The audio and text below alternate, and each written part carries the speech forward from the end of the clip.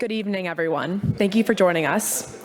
Welcome to the University of Chicago Institute of Politics Speaker Series event, What to Expect If You're Expecting Trump. My name is Nora Kiley, and I'm excited to welcome you all to today's event. I'm a first year in the college from New York City, intending on majoring in economics and political science. I'm excited to introduce you all to tonight's panelists who will share with us their perspectives on what a second Trump term would look like, having previously served in his administration. Tonight's panel features Ken Cuccinelli, Joe Grogan, Morgan Ortagus, and Damian Paletta. Mr. Ken Cuccinelli served as the Deputy Secretary of Homeland Security from 2019 until 2021 during the Trump administration. He also held the role of Director of the United States Citizenship and Immigration Services, developing strict immigration systems and policies. Prior to his work in the federal government, Mr. Cuccinelli served as the Attorney General of Virginia. Mr. Joe Grogan is the former director of the United States Domestic Policy Council and assistant to President Donald Trump. He was the lead advisor to the president on several domestic policy issues, ranging from healthcare to commercial space exploration to civil rights. Mr. Grogan also served as a member of the White House's COVID-19 task force, where he worked with executive branch officials to respond to the COVID-19 public health emergency. Morgan Ortagus is the former spokesperson for the U.S. State Department during the Trump administration. Ms. Ortagus has also held positions as a deputy attaché and intelligence analyst at the United States Treasury Department, an American television commentator, specifically as a national security contributor at Fox News, and a financial analyst. Moderating this event is Damian Paletta, the economics editor for The Washington Post and previous White House correspondent for The Wall Street Journal. As a reminder, please silence or turn off your cell phones. When it is time for Q&A, a microphone will be placed in the audience. Please remain respectful at all times during the event.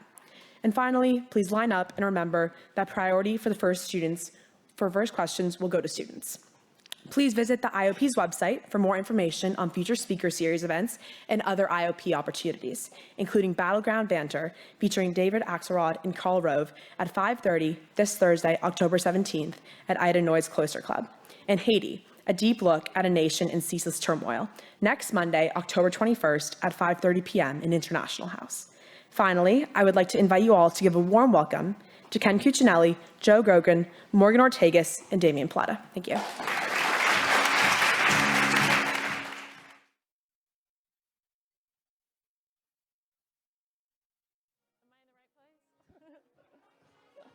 This song's having a week, I'll tell you. All right, hi everybody. It's so great to be here. My name is Damian Paletta. I'm the Washington bureau chief of the Wall Street Journal. I'm really excited to be here with these great guests. It's amazing. We are 3 weeks today from the election. It's been quite an election year, I think we can all agree. We had a candidate drop out after a debate. We have a Democratic candidate who didn't go through the primary process. And obviously, we all know that there's been 2 assassination attempts against President Trump. This has been an election year like no other, but we're 3 weeks from the finish line. There's been so much focus on the election year that I don't think there's been enough conversation about what happens on November 6th and then on January 20th, 2025, when we will either have President Trump or President Harris kind of leading us into the future. And that's what we're here today to talk about. And, I have a great panel here who played big roles in the first Trump administration, kind of across some of the most important issues in the country. And so I wanted to have a great conversation, or start this conversation actually with Ken, to talk about one of the things that former President Trump says he wants to do on day one is focused on deporting millions of illegal immigrants. And I'm curious how you think that might work in practice and how challenging it might be logistically. Well, there's no question that it's a logistical challenge. He talks in terms of deporting more people than we've ever done, which you'd really look back to the Eisenhower administration for that. And there really hasn't in the lifetime of most people in here been a determined effort to deport many people who are here illegally in the tens of millions. There's almost 1.5 million, not quite 1.5 million, already final orders of removal that are just sitting, waiting to be executed on. So there's an awful lot that can already be done immediately.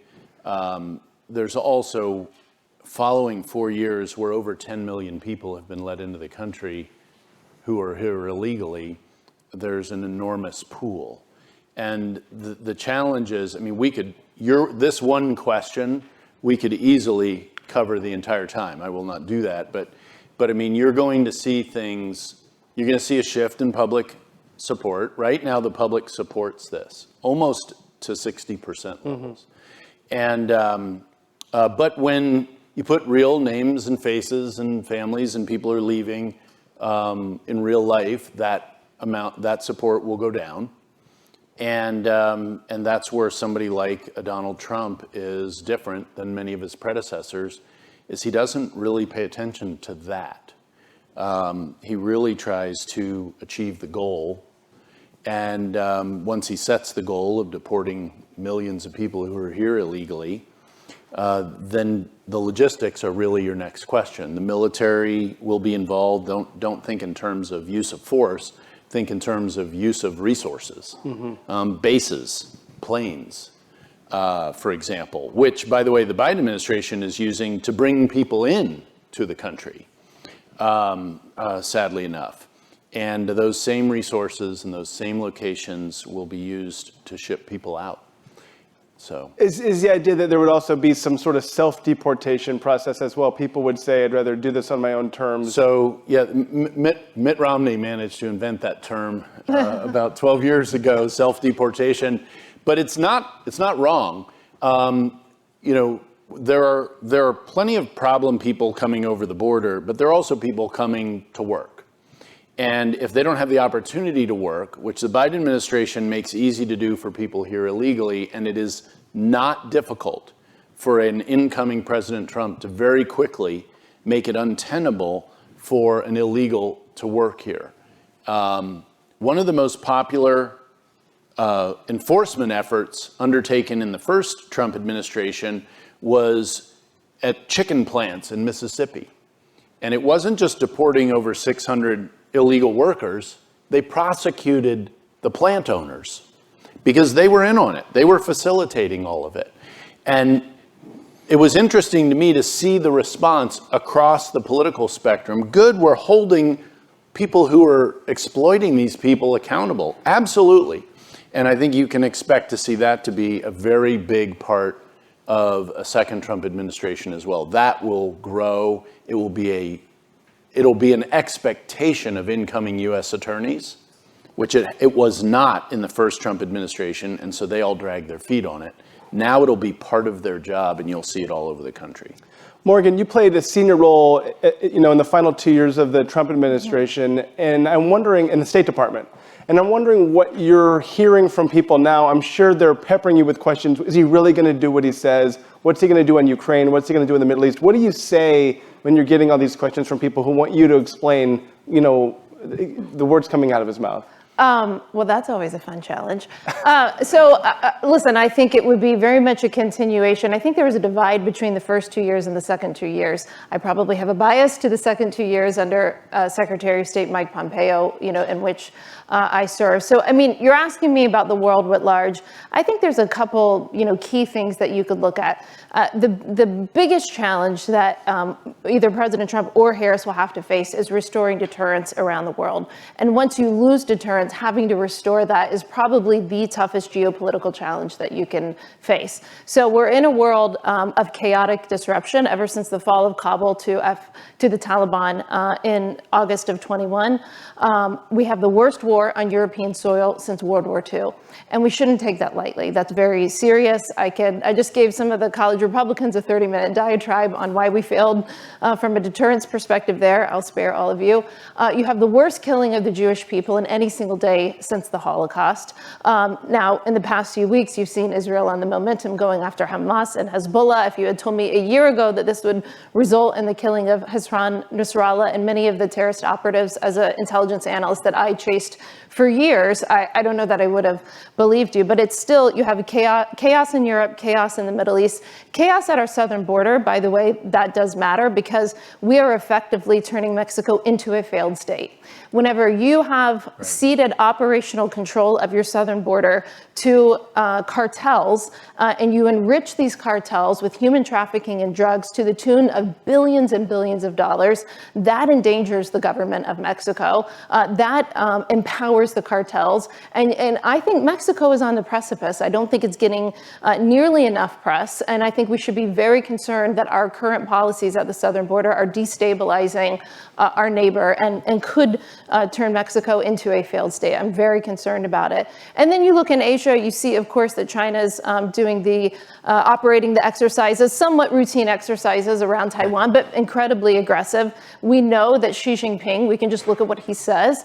He has told the PLA to be ready to invade Taiwan by 2027. So that's under Trump or Harris. So I think Americans are faced with the choice of who do you think can deter Xi Jinping from making, I think, a fatal calculation of invading the island?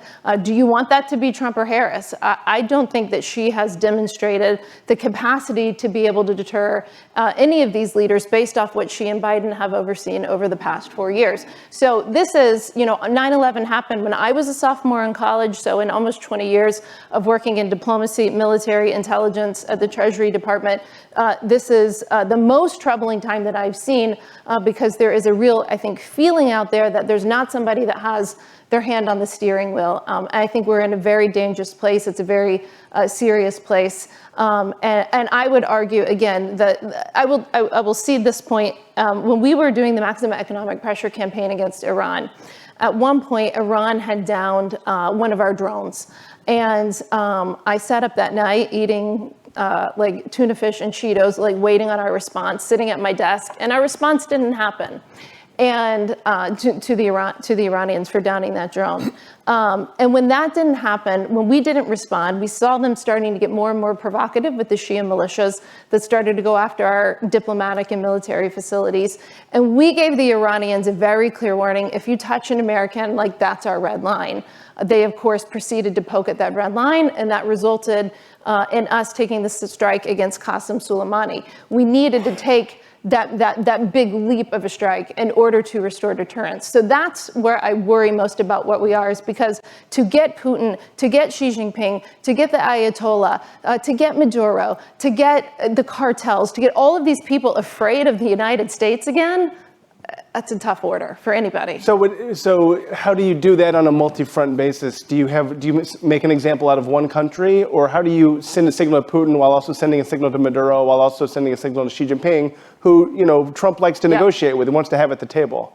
Yes, the short, yeah. I mean, that you can start with one, country. I think the fall, listen, the iconic images of our U.S. military planes taking off from Kabul with those desperate Afghans holding on to that plane was one of the most disgraceful things that I've seen in my lifetime. I wasn't around for Vietnam, but it certainly harkened back to, what I learned about it in school. It was disgraceful, and it made everybody calculate about what they thought that they could get away with. And so I think there's a number of reasons why Putin invaded Ukraine. I think stopping the lethal military aid that we were giving the Ukrainians in the in the Trump administration, stopping the sanctions on the Nord Stream 2 pipeline that we were aggressively pursuing in the Trump administration, renewing the New START treaty, which we were negotiating with the Russians, which they just did a copy and paste and re-up those treaties. People make calculations based off of all of these array of policy decisions. It's not just what one person says. It's an array, it's a whole of government approach. And we showed through a whole of government approach that we weren't necessarily serious about stopping Putin. So he made a calculation that he thought he could get away with it. Putin and Xi Jinping have met with each other over the past 15 years, more than any other two leaders have met with each other. They are besties, as you kids like to say. And they have a no limits partnership. And when they come out of meetings, I'm paraphrasing, but Xi Jinping has said the world is going to see a change in the world order that the world hasn't seen in 100 years. That means he's serious when he says that. Joe, I wonder if you could help us try to figure out, we obviously saw a different cabinet at the beginning of the Trump administration from the end. We had people like Rex Tillerson at State, then we had people like Mike Pompeo. I think there's an open question about what kind of cabinet we might see from a next Trump administration, because that'll send a signal to America about how he wants to move. Is he going to move faster? Is he going to move more by a coalition? What do you think he'll do if he wins and has a mandate to, lead? Yeah, I mean, if Morgan has a problem sometimes explaining what he says, I sometimes have a hard time explaining what he's going to do or what he thinks.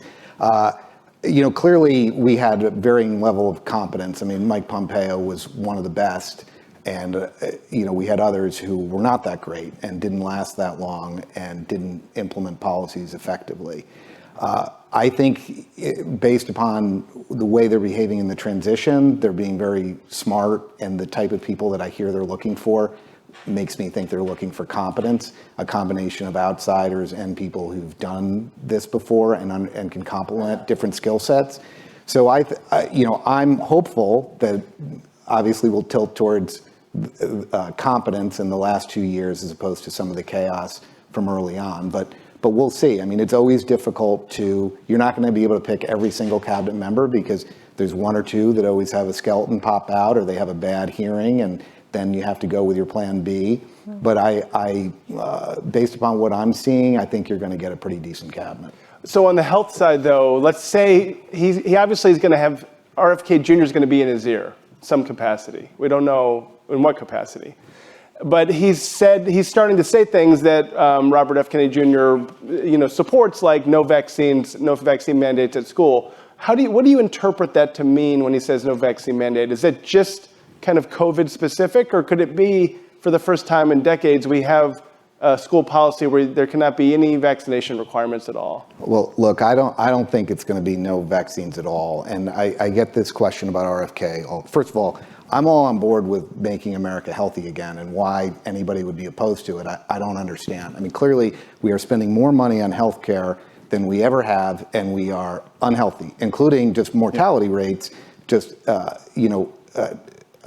Average life expectancy now is lower than it was just a few years ago. We're doing something dramatically wrong. Diabetes rates, obesity rates, suicide rates, depression, the number of young people on antidepressants and behavioral altering drugs, it's a disgrace. So we have to take a step back and say, what are we doing that is incorrect?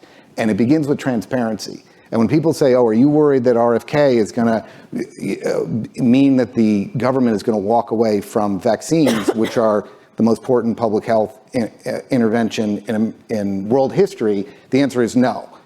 RFK has done less to disparage vaccines than the public health agencies did during COVID. Yeah. I think Operation Warp Speed was one of the most tremendous private-public partnerships ever devised. But when I'm being told that my daughter, who's 8, can't go to summer camp because she's not vaccinated, that's insane. That's government coercion. When U.S. military members who are 22 are getting drummed out of the service, including special forces, because they're not going to get vaccinated, that's insane. When the public health agencies are saying the vaccine is going to protect you against infection, that's a lie. It didn't. It prevented serious illness and death, and that was on the label, serious illness and death. And our public health agencies were not transparent with the American people, and unfortunately, it is going to take a long time. And it's not going to be about 4 years. This is going to be a 40-year project to rebuild trust in our public health agencies. And as somebody who spent 20 years in healthcare, worked for a couple pharmaceutical companies, and love some of these agencies, including FDA, where I worked. We're in a tough spot, and it really makes me sad to see what happened with these mandates and the lack of transparency from the public health agencies. So do you think, can that conversation be had? I mean, I would think that if he's elected, President Trump will be focused a lot on immigration and foreign policy out of the get-go. There's going to be, obviously a lot of things happening behind the scenes on Medicare, Medicaid, and the health agencies. But do you think that kind of work can be done behind the scenes to be ready for maybe some big changes in a year or so?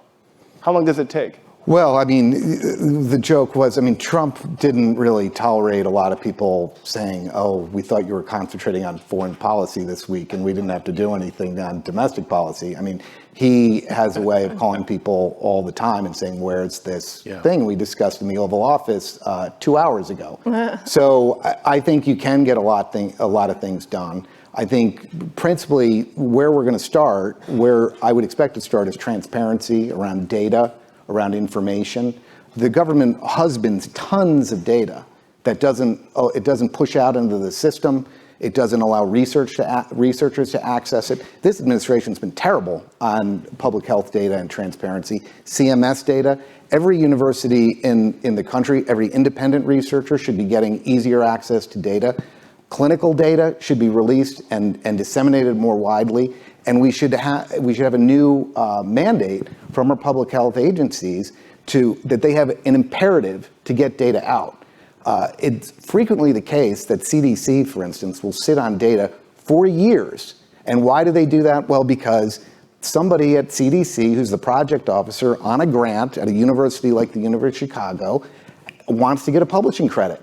And it takes 2 years to get a peer-reviewed article out. I'm sorry, but no individual at CDC should have their name on a publication paid for with American tax dollars. That data should be out. As soon as it comes in and gets cleaned up, and we know it's accurate, it should be pushed out. And if the University of Chicago wants to put it on their website, great. But it's an open secret that one of the reasons why people go to these agencies is they get to see the data before anybody else, and then they can get publishing credits and then go pursue academic jobs. And it's a disgrace.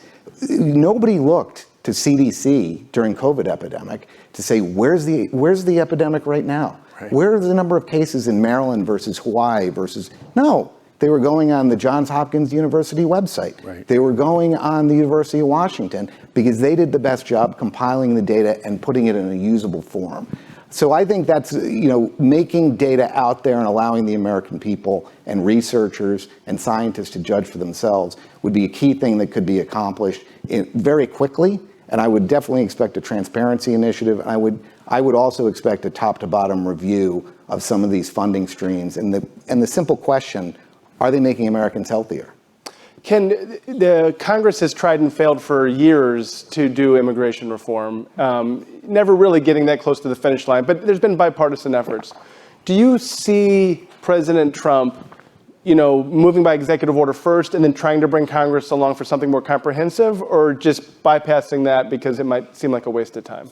No, I do see him moving quickly with the authority inherent in the executive, and then also frankly, picking up what was a failing from the first term is they worked so long on their legislative proposal that it never really got out. Mm-hmm. And if you're looking for a model of what a Trump legislation would look like, look at Australia, which is an economically focused, 30-year-old change for Australia, and it's credited with bringing them economic growth and so forth.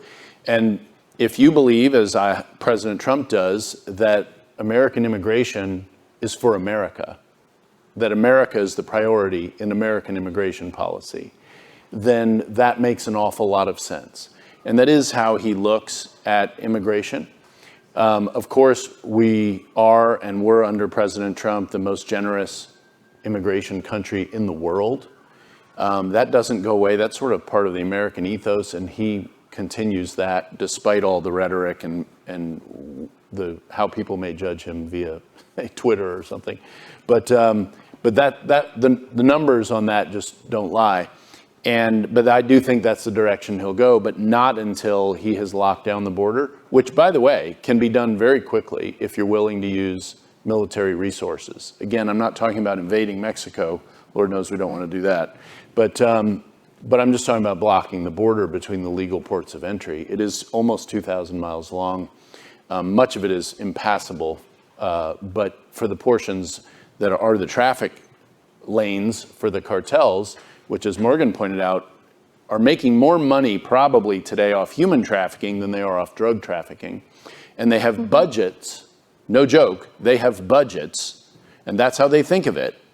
This is not some street rabble. These are de facto countries inside of Mexico, de facto governments operating inside Mexico with all of the resources, including military hardware, of small nations. And needless to say, their chain of command is very clear. Their rule of law is vicious. And Mexico suffers, we suffer from that, and we're enabling it with that open border. And I think that will be the most sweeping, quick thing that you'll be able to see I think a lot of the health accomplishment can begin based on personnel picked and turning them loose. And I can speak personally to Joe's comment about, you get a phone call. I mean, lots of people who've worked for President Trump can tell you about like 6 a.m. Saturday morning phone calls. And my wife's like, who was that? I was like, it was President Trump. What? What did he want? He wanted to know why A, B, or C was done this way. And that's real. And the guy probably sleeps 3 hours a night and functions at a high speed all the time and expects everybody else to push that way. He did not have those kinds of people in the early part of his first administration.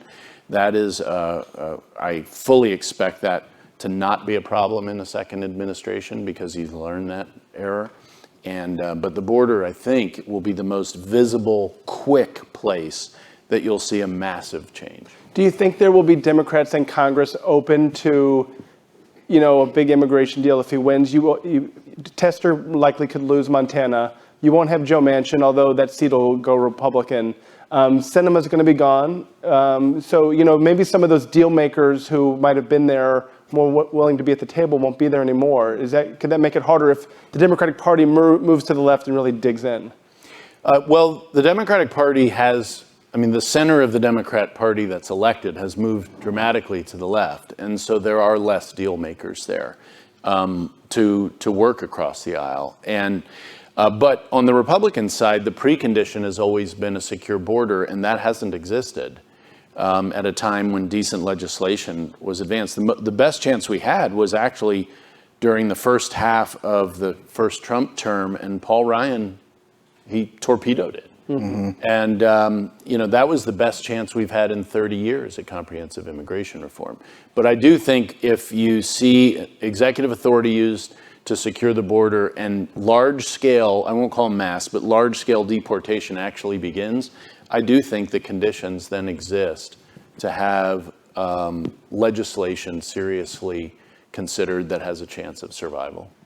Morgan, a lot of the biggest challenges in the world right now, Iran's directly involved in, whether it's Hamas, Hezbollah, a lot of the other instability in the Middle East.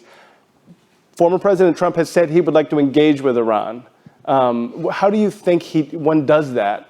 And what is the process like? Well, there's many different ways to engage. I think I want to set the picture by just understanding what Iran has done in the past 4 years, because I think it's incredibly important to know who we are dealing with. When I went around the world earlier with you, one of the things that I failed to mention is that our U.S. Navy ships are seeing more action in the CENTCOM theater in the Red Sea than they've seen since World War II. And that is not from a nation state, that's from a terrorist organization, the Houthis in Yemen, that we designated as a terror organization. In the Biden administration, one of their first actions at the State Department was to remove that terror designation. It's important to note that you have a terrorist organization, not a nation state, that shoots at U.S. Navy ships and merchant ships on a regular basis with ballistic missiles and with sophisticated drones. This is the nightmare scenario that we all said we weren't going to let happen after 9/11. After 9/11, we said we were going to fight terrorism, that we weren't going to let terrorist proxies from Iran or from Al-Qaeda or ISIS or anywhere in the world have the ability to use sophisticated weapons, suicide bombs, whatever it is, in order to kill and target Americans. And that's what we have allowed to happen in the Middle East, specifically with the Houthis in Yemen. So when you look at Israel and the United States, we had this very simple thought when we came in the Trump administration, which in the Middle East, which was we were not going to punish our friends and reward our enemies. And in my estimation, that's what we had done in the second term of the Obama administration with the JCPOA. The JCPOA gave billions of dollars in sanctions relief to the world's leading state sponsor of terrorism, as certified by multiple Republican and Democratic administrations. That was the big Iran deal. This wasn't, yeah. The acronym, sorry, yes. I forget that not everybody speaks Washington. So spoiler alert, what did Iran do with those billions of dollars in sanctions relief? It did not go to public health infrastructure. It didn't go to bridges or roads or schools. It went to the terrorist proxies. It went to things like the Houthis, to Hamas, to Hezbollah, of course. But don't forget all of the Shia militias in Iraq, which work to destabilize the democratic balance there. They constantly are going after U.S. diplomatic facilities. And it's not just, by the way, it's not just the Houthis in Yemen shooting at U.S. US Navy ships, the Houthis were able to send a sophisticated drone to get this close to hitting the US consulate in Tel Aviv. And think about how far that is and the ability to do that. So we have the Biden administration later did a redesignation of the Houthis, but not all the way up to the FTO, Foreign Terrorist Organization label that we had. So you've got the Houthis, you've got the US Navy seeing more action than they've seen since World War II. That's a fairly big statistic. You also have, for the past 4 years, it's only made news this year, you have something that is completely unprecedented in modern US history. And that is a foreign nation state, a terrorist state in the Islamic Republic of Iran, actively plots and threatens to kill and has active assassination attempts, not only against the former president of the United States and the current Republican candidate for president, but my boss, the former Secretary of State, my colleague Brian Hook, who was our Iran envoy, the former National Security Advisor, oh, by the way, and Biden officials as well. So these plots are so active to kill. And they're interfering in the election. Well, I'm not even done yet. Yeah. I haven't gotten there. So they're trying to kill former Trump and Biden officials on U.S. soil.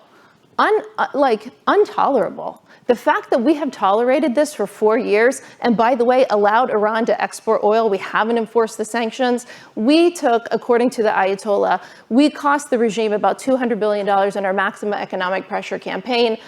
Some think tanks estimate that the Biden administration has given them another $100 billion, plus the $6 billion that we gave them about 2 weeks before October 7th for the most expensive hostage negotiation ever pursued whenever we were seeking to get 5 Americans out from Iran. So you have them trying to kill U.S. officials on our soil, unprecedented. It's disgusting that it's happening. You have them going after the U.S. Navy through their proxies. You have them going after U.S. military and diplomatic facilities.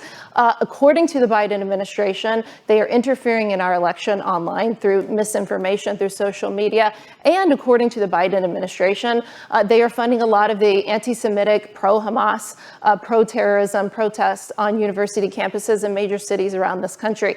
The fact that we are tolerating the Islamic Republic of Iran to act like this, considering everything that they're doing, that makes the Russia hoax looks like a fairy tale. Right? Russia only wishes that they could do everything that I just named that the Islamic Republic of Iran is doing. So you finally have somebody in the state of Israel, in the prime minister, standing up to them. And what happens? In April, they shot over almost 300 projectiles, including ballistic missiles and including drones, at Israel. This was unprecedented, that you had attack from physically within Iran to physically within Israel. What did President Biden do? He told Bibi Netanyahu to take the knee. I saw it happen that evening. It was a Saturday night, and I couldn't believe it, because I said, this has to be answered for. But because, not the Iranians themselves, they're amazing. The Islamic Republic they're not that smart. I mean, they just lost their foreign minister and their president because they put them on the same helo over a mountainous, cloudy region. That's pretty stupid. So they're not as, they're not as sophisticated as they sometimes get credit for, but because they do stupid stuff like that. How does Trump engage with them then? I mean, given all the things you just listed. I think that you have to, listen, so they did the attack in April. They just did the attack against the Israelis. Thankfully, they're bad shots, but you can't you can't dismiss the fact that they sent 180 ballistic missiles at Israel. So thank God for advanced weaponry, anti-ballistic, missiles from systems from the United States and from Israel. So this kind of thing can't go unanswered. I don't know how Netanyahu will respond. I was with him last Monday on October 7th and was with Minister Dermer and a lot of his war cabinet. He did not tell me exactly what he's going to do. But I think the Islamic Republic of Iran only respects strength. They only understand strength. I think they will continue to shoot ballistic missiles at Israel if they think they can get away with it. So there's a number of IRGC and military targets that I think are fair game. There's a lot of talk in the U.S. about whether they could hit the nuclear sites. They probably need U.S. assistance to do those. But as we've seen with the pager and the walkie-talkie bombers, Israel has the capability and capacity to be quite creative in their attacks. But until the Islamic Republic feels the pain for their actions, they're going to keep doing it, right? It's no different than I have a toddler. It's no different from my toddler. My toddler's going to keep pressing and doing something until she knows that she can't do it. And the regime is no different. They will attack American forces. They will attack Israel. They will send ballistic missiles. They will try to kill American officials on U.S. soil until there is a response to them that decapitates them. And if that response doesn't happen soon by Israel, I promise you that response will happen in the next Trump administration. Joe, you were talking about some of the things that the government does just because the government does it. Maybe they came up with, there was a reason 40 years ago that made sense, but maybe it doesn't make sense anymore. One of the things that I think when I talk to CEOs, they're most intrigued about is this government efficiency commission that Elon Musk would lead. And, would come in with new eyes and say, this is dumb. Why do we have 16 agencies regulating that? Let's just come up with a plan to restructure stuff. How effective do you think that could be? And what do you think Elon Musk's role might be in a new Trump administration? Well, I mean, you can eliminate a lot of government agencies and federal employees. I mean, just as an example, if you remember 18 months ago when everybody in Washington was freaking out about artificial intelligence, the Biden administration issued a 180-page executive order, longest executive order in history, kicked off all this regulatory action around artificial intelligence and studies and trying to figure it out. It would have been nice if they just said, instead of trying to harness it in the private sector, we're going to use it to fire people in the federal government, because there's all these jobs that should be eliminated if we could eliminate a lot of administrative tasks. If you go through, I mean, look, I spent 7 years at HHS in the Bush administration. You could march through my entire resume and just wipe out you could start right there and wipe out whole areas of the government. I mean, there's so much dead weight. One thing you can do on day one is tell every federal employee to go back to work. There are vacant buildings in Washington, D.C. There are buildings that are 20% occupied on a good day, because the federal employees aren't there. You have federal employees reporting to White Oak, where FDA is headquartered, and they're living in California. I mean, there's no way that they're coming back to work if they're told to. So you can eliminate a lot of workers. Now, are they going to say, hey, come back for 5 days a week, come back for 4 days a week? We'll see. But I think that the number of federal employees can be dramatically reduced. You go through agencies that don't do anything, that were just created under the Biden administration, this ARPA-H thing, which is supposed to be the health department's equivalent of DARPA, the super duper throw deep research enterprise that the Defense Department has. They're not doing anything. They're just supplementing funding for other agencies. You could go through whole sections and just say, what is this agency really doing? There's so much redundancy, different programs that do stuff. Medicaid pays for air conditioning in many places. There is also a low-income home energy assistance program that also pays for air conditioning. Why should New York get this LAHEAP funding when they don't allow fracking and they don't allow fracking pipeline in their state? And then you have to ship pipeline all the way, or you have to ship natural gas all the way around the Gulf of Mexico or import it from Europe if you want to get natural gas in the Northeast.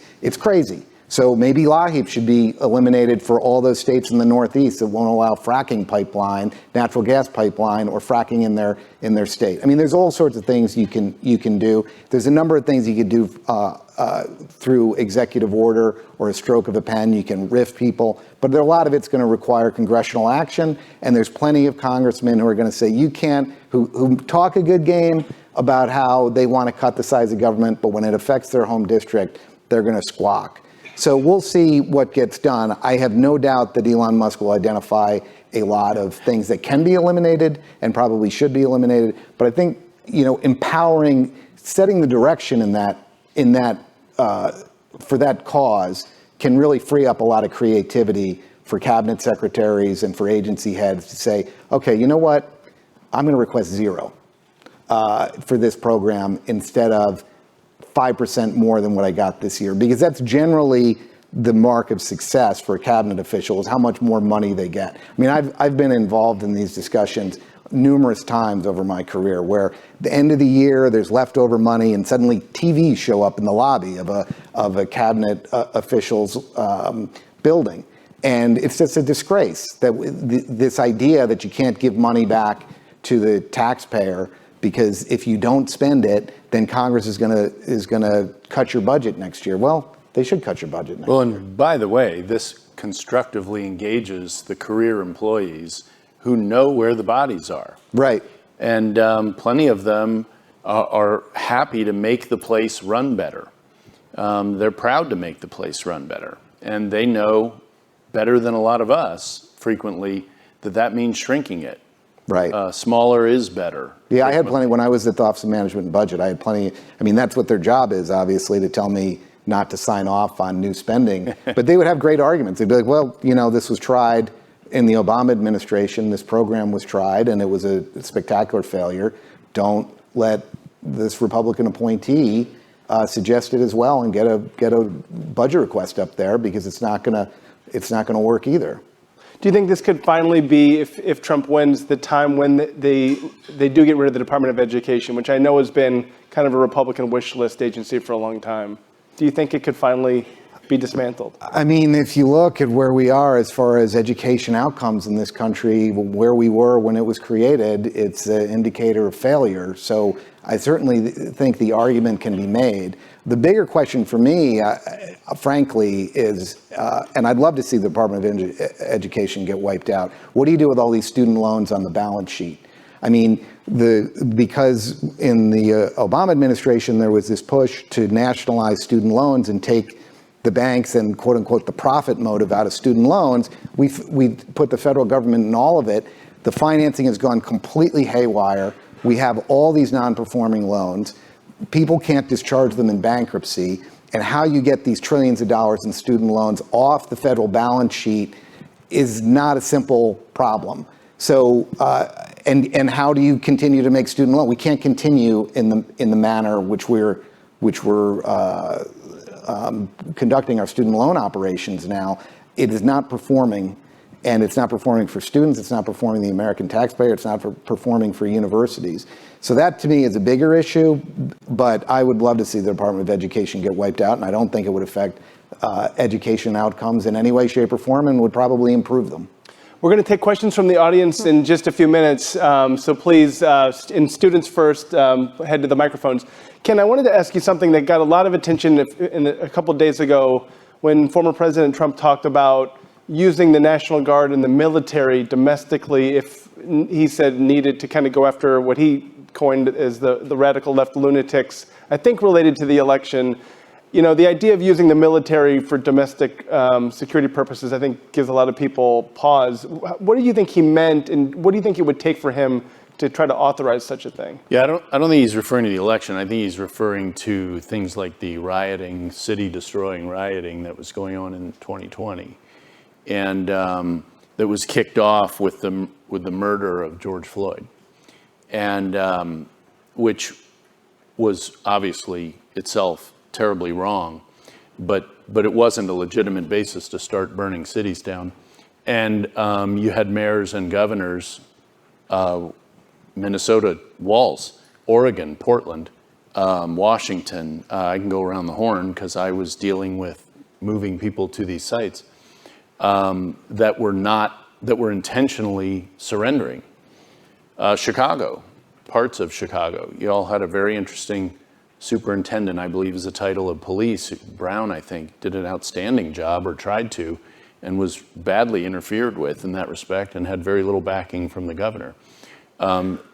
It's those circumstances that I think Trump is talking about, and there is no, that's completely consistent with the law.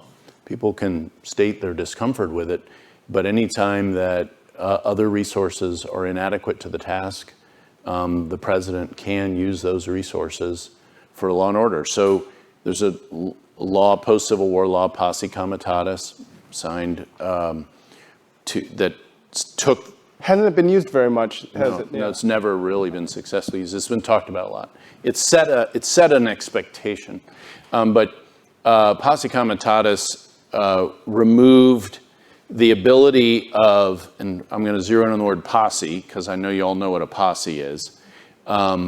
Marshals anywhere in the country could call up a posse, which put them in charge of everyone in their jurisdiction, including military members.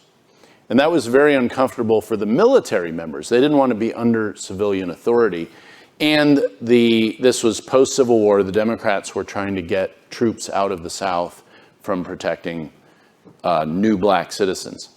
And the same president who signed Posse Comitatus moved the military down into Arizona for a year and a half to act as a police force.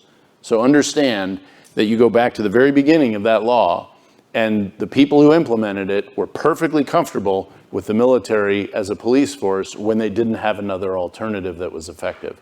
That's what Trump is talking about. It's perfectly legal. And if people are going to otherwise let cities burn, it seems to me a hell of a lot better alternative. We have a question over here. I just would ask the questioners to identify yourself and tell us where you're from as well. Hi all, my name is Christopher Phillips. I'm a fourth year undergraduate in the college. I'm from Southern California. I'm interested in learning about how you all think that the fact that Donald Trump would only have one more term and therefore doesn't have re-election concerns, at least personally, how that might affect what he looks at doing in his second administration. Great question. It's a very interesting question. I think it will affect some of what he does, and for some of it, it'll be a damn the torpedoes kind of an approach. And for other things where he has been, and I don't say this as a negative, he's a bit transactional. So he says, I'll do this, and a constituency likes that, and by golly, he does it. We've not had a situation where he hasn't had an election behind him to see how he holds to those. But I can tell you, in arguments that the president, of course, was the ultimate decider on, the silver bullet argument was, Mr. President, this is what you said in the campaign. And that was not true in my adult lifetime, in my view. I wasn't in the Bush administrations, but that was not quite as critical to them. And it's not as critical, it's not something you see in Washington generally, a firm commitment to do what you said you were going to do. But he has shown that up to this point. It is an interesting question whether that gives way a bit without an election behind him. But I think he sets that as his own standard, and that's why he does it. I don't think he looks at this from an election standpoint the way so many others in Washington do. I think it'll be more determinative if he has the House and the Senate, even than the fact that he doesn't have an election. So if it's a clean sweep on election night, there's obviously so much more that you can do. If you have both chambers, if you don't, it's divided government, then that's a completely different calculation. The Senate map looks great for Republicans this year. I mentioned the college Republicans earlier. It's mostly a question of by how many seats the Republicans have the majority in the Senate. The Senate map does not look as good in 26, nor is it historically that great for incumbent presidents. So I think, and I would defer to Joe on domestic policy, but I think you're going to have to get, if you do get the House and the Senate, you try to get as much done as possible in the first 2 years, because you never know what the makeup will be in the second 2 years, regardless of whether there's another presidential election, which he obviously won't have. Yeah, just briefly, I mean, look, we're spending $1.8 trillion this year that we don't have, and we're not in a war. And we've got to get this spending under control. We've had presidents who were very concerned about the second term. This will be the first president in a while we don't have to worry about that. And we got to confront it. We've got to confront it aggressively, or we're in far deeper trouble than we have been in a very long time. So I'm hopeful, and I think he will. You know, he was at the Economic Club today, and he was questioned about those economists who are predicting inflation and increased spending. I actually disagree on that. I think there's going to be an imperative among his economic team to get spending under control and get the national debt and the yearly deficits under control. We have a question over here. Yes, my name is Eduardo. I'm a freshman from Brazil in the college. And my question is regarding inflation and cost of living. And I was wondering which proposed policies do you think he should implement to improve the cost of living, which is the biggest concern for upcoming voters in November? Great question. I'll start with, obviously, if you get spending under control, that's going to help control inflation. Energy, if we can start laying more pipeline and drilling more, that is going to bring down the cost of goods and allow for goods to be shipped better. You know, it's funny because he gets hit a lot. I mean, the Harris campaign started off really being aggressive on healthcare, and they backed off on some of that because the data really is not in her favor on this. In Obama's last year in the White House, the premiums for the ACA healthcare premiums were up 25%. In Trump's last year, they were down 1.7%. The Inflation Reduction Act was supposed to improve healthcare costs for seniors and drugs, and they have shot wildly up. Premiums are up over 20% for seniors, and all the savings have disappeared. So I think if you see a number of these policies that the Democrats have promised, that Biden promised, in actual reality, voters are seeing that they have not played out the way that they were supposed to, and it's really crimped. So I think if you get more choice and competition as a free marketeer and in the home of free market economics, the University of Chicago, I think we'll get costs down and inflation will come down. Yeah, and since we're at the University of Chicago, if I could just add an economic comment, the deficit is printed money. It's printed money. 2/3 of the deficit, and I'm using very rough numbers from the example I know, the COVID stimulus money, 2/3 of it was printed. Well, what about the other third? The other third was debt sold into the market that people were willing to buy. No one in the world is willing to buy 2/3 of our debt. And it literally, every dollar they print shrinks the dollar in your pocket. And I believe more and more Americans understand the connection between government overspending and their painful family budget than has ever understood it before. And I think that puts a lot of public pressure to do exactly what Joe had talked about, which is to start being serious about bringing that deficit down. It's great to see lines of questions. It kind of warms my heart. So please, next. Hi, my name is Madeline Schreiber, and I'm a first year in the college. As a young woman, an important issue this election is abortion, and I was running in terms of campaign rhetoric versus what is actually implemented once the person is in office, what you expect to see from President Trump if he were to be elected for a second term. So, Joe, let me add to that question, actually, because President Trump has said he wants the states to kind of run this, but there's going to be some decisions that run up to the federal level if he wins the presidency. So how do you think he would handle this issue? Yeah, I think it's interesting because, look, when I went to law school as a conservative, and conservatives were talking about Roe v. Wade, the argument was, and the argument of many in the Federalist Society was, if Roe v. Wade gets overturned, it will give this issue back to the states and let the electorate decide. And that's exactly what happened. I do think some people in the pro-life movement have tried to move the goalposts on this and say, well, wait a second, we never agreed that when Roe v. Wade gets overturned, it goes back to the states. It's important to note that the pro-choice movement has won every single state referendum. So I'm watching, it's interesting because I'm watching pro-lifers, some really go after Trump for some of his rhetoric and say he's abandoning us. Kind of view this differently. I think it's incumbent upon the pro-life movement to win these referendums. I mean, Trump delivered on what he said he was going to do. He overturned Mexico City, which was U.S. taxpayer dollars to go internationally to provide services, abortion services, and to organizations that provide abortion services. He restricted taxpayer dollars for abortions, and he put originalist judges on the Supreme Court who ultimately did overturn Roe v. Wade. I take him at his word that he wants to keep this issue with the states principally. There are some federal issues that will rise. It's principally around federal funding of taxpayer dollars, which used to be the Democratic Party's consensus opinion until very recently. They did not support But also the FDA and the abortion pill, there's some issues that... Yeah, I don't understand why that... The Harris campaign has done a fantastic job of raising this issue. I don't see any... It's approved by the FDA.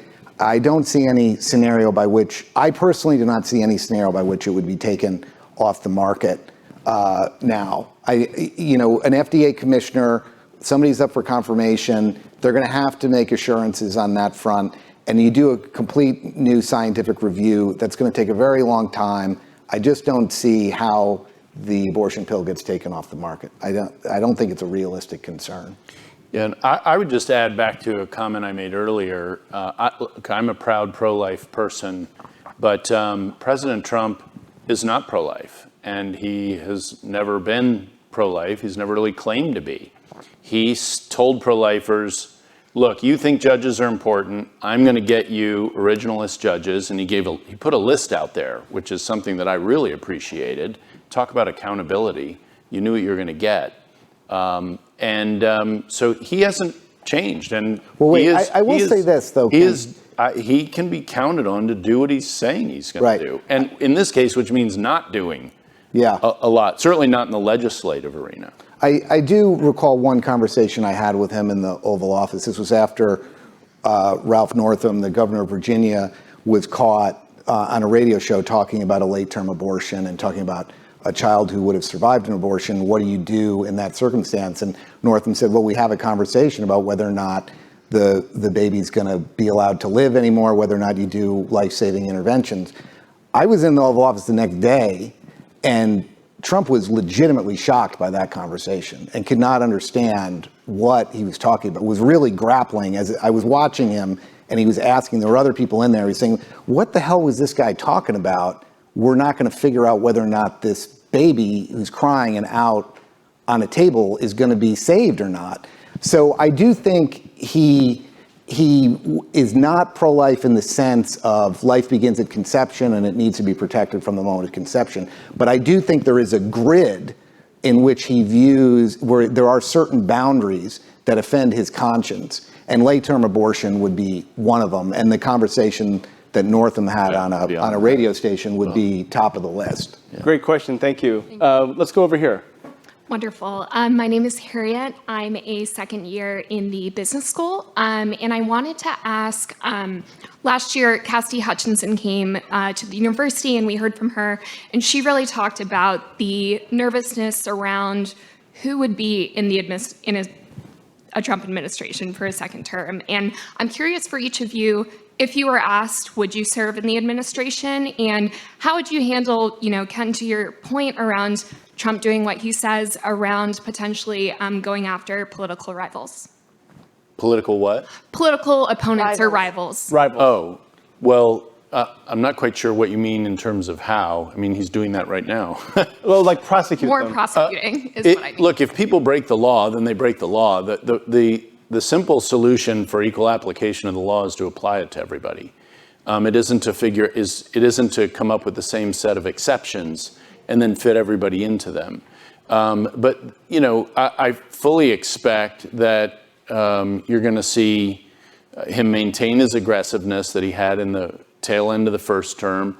Campaigns don't necessarily reflect how he'll behave, though the policies, I think, as I've said repeatedly, will be accurately reflected. But if you recall in the first election where he was running against Hillary Clinton, he loved to say lock her up. And 2 weeks after Election Day at a rally with his own folks, he was saying, no, she's a nice lady. We're not going to do that. So I take that as some of the harder edge stuff that may be more questionable would come off the table. But if people have broken the law, then they should be prosecuted. So then they should be prosecuted. So, all right. Hey, you're not the line, and I hope you're not a student. It's okay. But let's ask. But the other part of her question, I want to put you on the spot. I like hecklers. Yeah. Would you serve if asked in his administration? Under some circumstance, I wouldn't say no. Yes. How about you, Morgan? Would you? But I don't know what he'd want me to do. I find that your question is not silly, but it always is perplexing to me when someone asks it. I think, yes, of course, but I would say that to any president. I'm one of the few people in Washington. I was President Obama's Treasury attaché to Saudi Arabia. I'm a reserve military officer. I was on active duty, short-term active duty last year. So I've served in 4 presidential administrations. It's up to the American people who they elect to be the president of the United States. But I wouldn't say no to any president. And I would just say, when I think about President Trump and what we accomplished in his term, especially for me as the foreign policy person on the panel, we ended the administration with something that I didn't think I would see in my lifetime, and that was the Abraham Accords. And that was the first peace deals between Israel and Arab states in 26 years. They were consequential, they were monumental. There was just a few of them, of us working on them. It was a very small group. And it's incredibly important to me because I was pregnant with my daughter during the Abraham Accords. And when I sat in the Oval 2020, Office, no less, there was a lot during going COVID, I kept going to the White House and traveling with Pompeo. I was in Afghanistan, Israel, all these.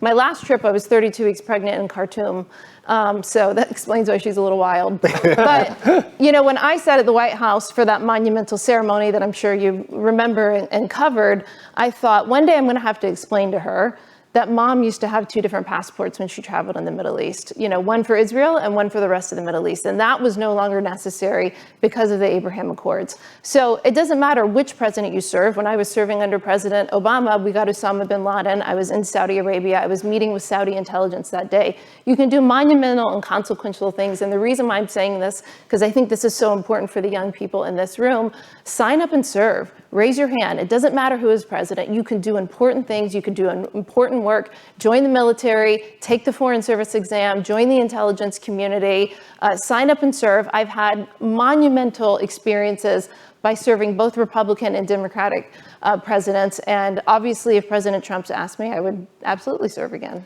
Joe, do you have another government tour in you? You've served through several administrations. Yeah, I mean, well, the answer is not no, but exactly. I love the way she just explained that. I mean, I wasn't looking to join the Trump administration. I didn't work on the campaign. I didn't work on the transition. And when there was a letter out, an open letter from a bunch of State Department officials saying under no circumstances would they ever work in a Trump administration, I was like, sign me up. I mean, who do you think you are that you put yourself above the President of the United States? And I agree 100%. I mean, if Biden were to call me up today and say, hey, listen, I need you to crawl on a highway of straight razors to save this country, will you do it? The answer is yes. And we don't have enough people that are willing to serve the country. And we need to get back to this idea that there's nothing shameful about stepping forward and serving your country, regardless of who the President of the United States is. But can I say something? You just said it's not putting yourself above the president, it's putting yourself above the American people. Fair enough. Because the American people are the ones who make the decision. Absolutely. So that's who is the disservice. Well said. Excellent, excellent. Okay, over here. Hi, my name is Young, graduate student in sociology. So in the past 2 presidential terms, we've seen that both parties have shifted to a different strategy on trade.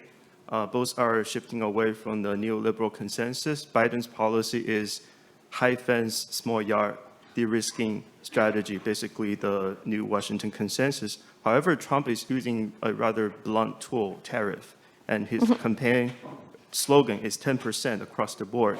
However, we've seen that even though there is a high tariff on China in the past few years, the intermediate inputs from China to Mexico increased dramatically. And the final product will be assembled in Mexico and then skirt around this tariff issue. So basically, there's still inputs from China, and it actually made China and Mexico,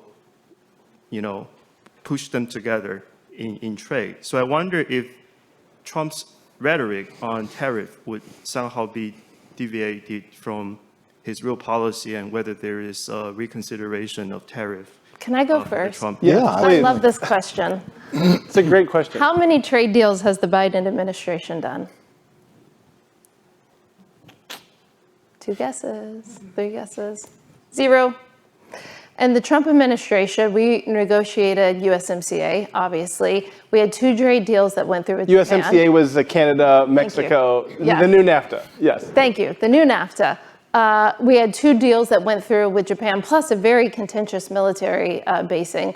We got Chorus with South Korea, and then we opened up new trade discussions with the Philippines, I think it was the Philippines, with the United Kingdom for sure. So you put our record of 4 or 5 trade deals that I just mentioned there to 0 that have happened for the last 4 years. The reason why I bring this up is because the rhetoric and the reality of the policy are so totally different. And that's why I get this question all the time, and it's like mind-boggling to me, because Trump wants to get to a deal. He got to deals. For all the rhetoric that you hear about, woo, Trump and trade, the Biden-Harris administration has produced 0 trade deals. Go talk to the Philippines. Go talk to our neighbors in Latin America. Go talk to our neighbors in Southeast Asia and see how they feel about making 0 headway in this administration with trade deals. We were able to get to deals. So let's not talk about tweets and rhetoric and this and that. Let's talk about policy. Let's talk about action. Let's talk about deals that went before the Senate, because this administration has nothing to show for it. We have a fabulous record on trade. The president, former president, not the current president, basically had a zero policy on trade. What does that mean? He would have reciprocal trade with you if you had zero tariffs, and if you had zero non-tariffs, which is basically like regulatory burdens, and if you did zero subsidies. Guess how many countries want to take us up on that? Zero, basically, right? So he's willing to trade, he's willing to make a deal.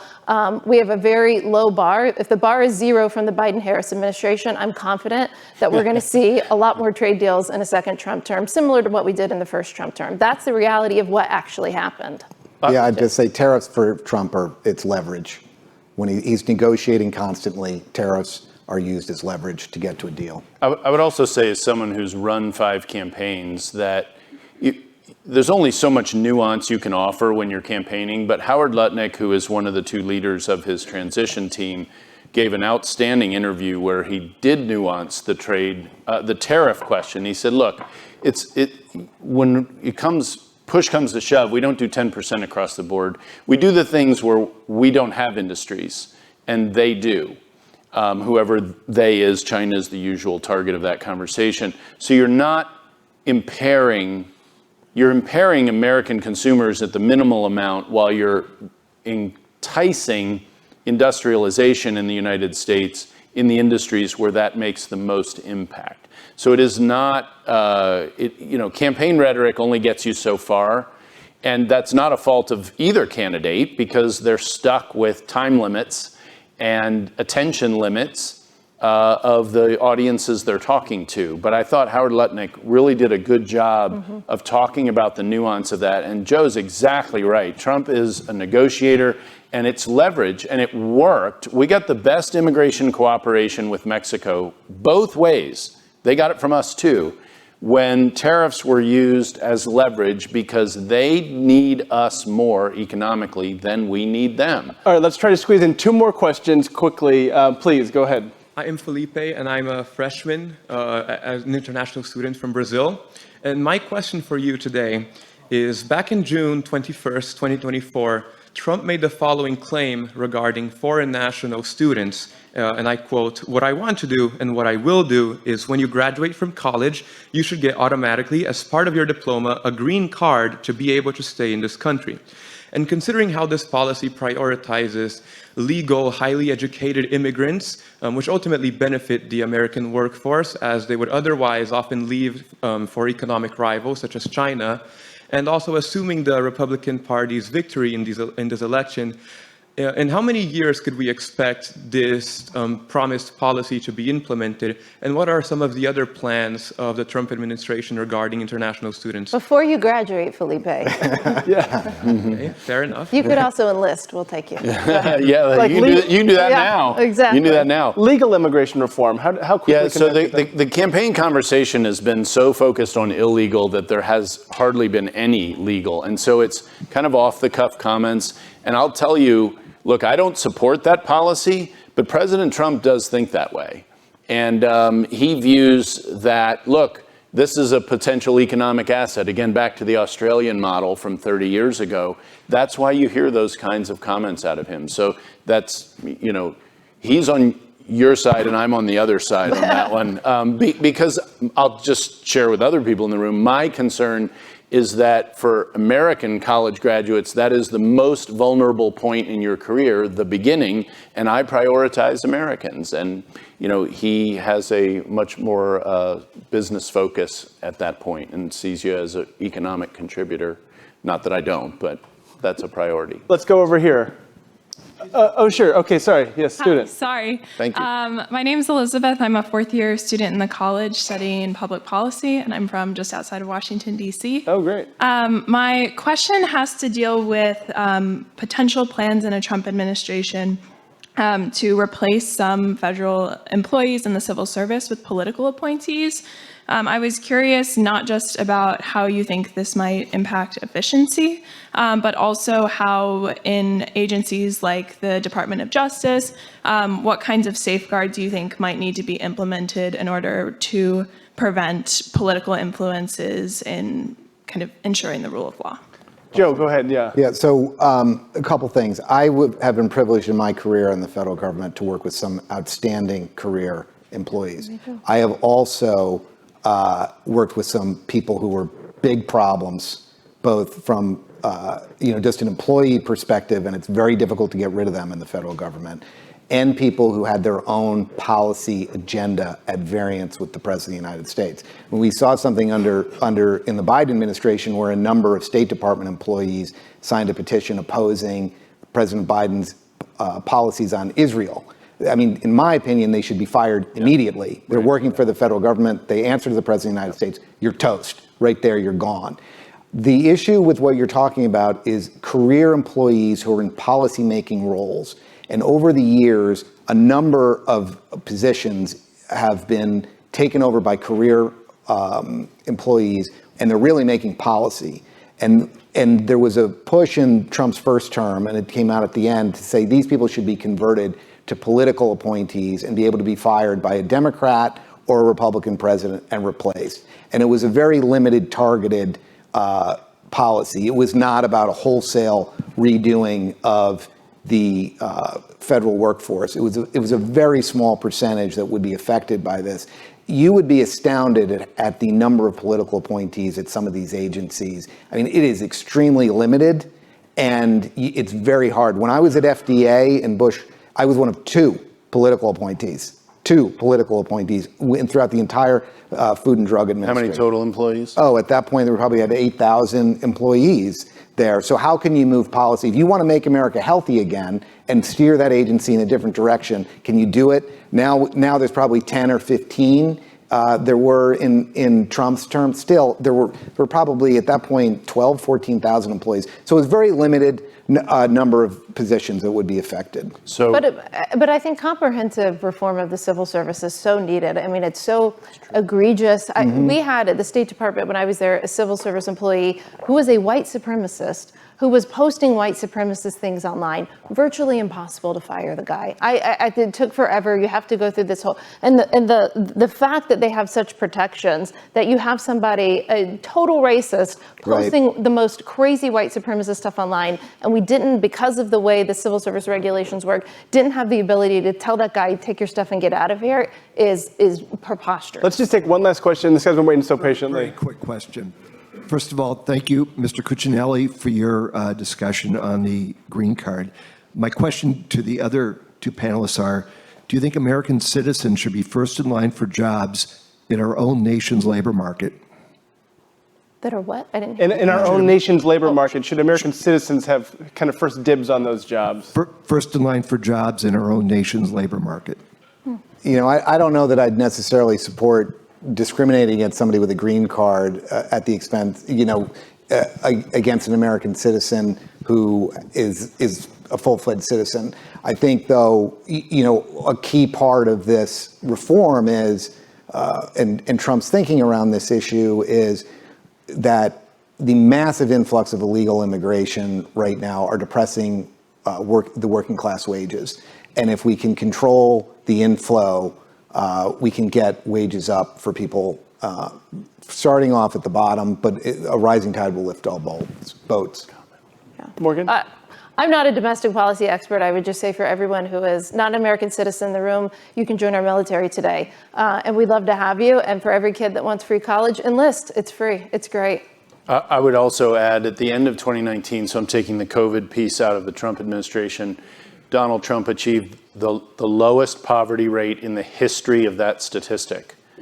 The lowest poverty rate in the history of the tracking of poverty in America. And it wasn't just cutting taxes. Deregulation had a lot to do with it. But the kicker was actual enforcement of immigration laws that made businesses compete for American work at the low end of the economic spectrum.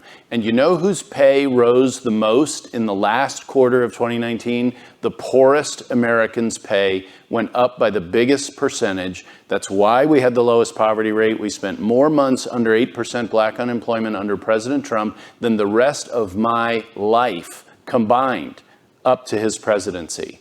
That's how good his policies helped poor people in this country who really still don't have a voice in the political discussion. Okay, we're over time. I just want to thank the panel so much. Please, let's give them a round of applause. That was a great conversation. Thank you. And I want to thank the University of Chicago Institute of Politics, and thank you to all the attendees as well. Have a great night. Thank you.